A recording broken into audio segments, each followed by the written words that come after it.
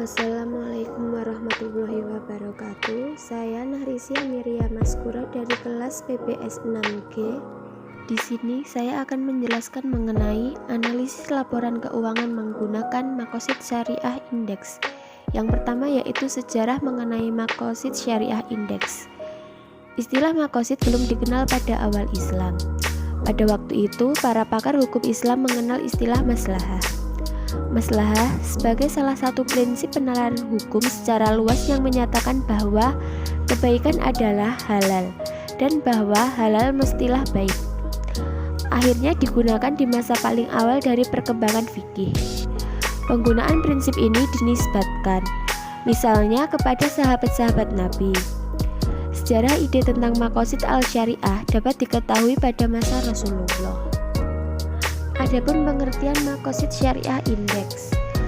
Secara bahasa, makosid berasal dari kata maksid, yang berarti tujuan, prinsip, atau akhir.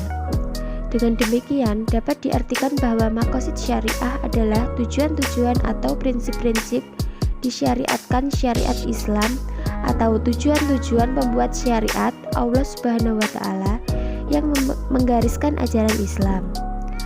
Awal mula diturunkannya Syariah Al-Syarif menjelaskan secara detail tentang konsep Makosid Al-Syari.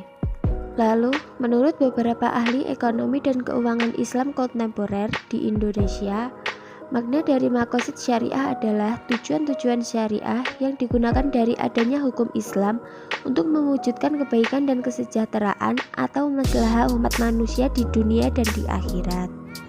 Adapun tujuan Makosid Syariah Index, menurut Abu Zahra dalam Muhammad dan Dujul Jastri mengelompokkan tujuan Makosid Syariah menjadi 3 kategori yang berbeda, namun saling berhubungan.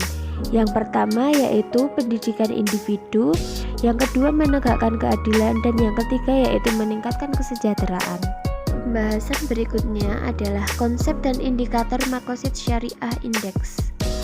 Teori Makosid Syariah menurut Abu Zahra meliputi tahzib al-fard atau mendidik individu, iqomah al-adil atau keadilan menetapkan, dan maslahah atau keadilan.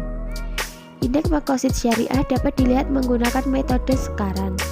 Metode tersebut dapat digunakan untuk mengukur konsep dengan membuat dimensi pengukuran dan elemen-elemen yang akan dapat mengukur konsep tersebut.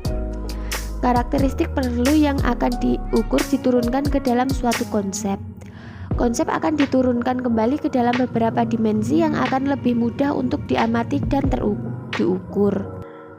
Pengukuran kinerja Makosid Syariah Index. Menurut Muhammad dan teman-temannya, mengelompokkan rasio pengukuran kinerja dalam Syariah Makosid Index sebagai berikut. Yang pertama yaitu pendidikan individu, menegakkan keadilan, meningkatkan kesejahteraan. Sebagai upaya bank untuk mencapai tujuan ketiga, maka tujuan tadi diturunkan ke dalam 3 dimensi yaitu DT Profitability, D8 Redistribution of Income and Wealth atau distribusi laba dan kekayaan, dan D9 yaitu Investment in Real Sector. Sekian materi yang dapat saya sampaikan. Wassalamualaikum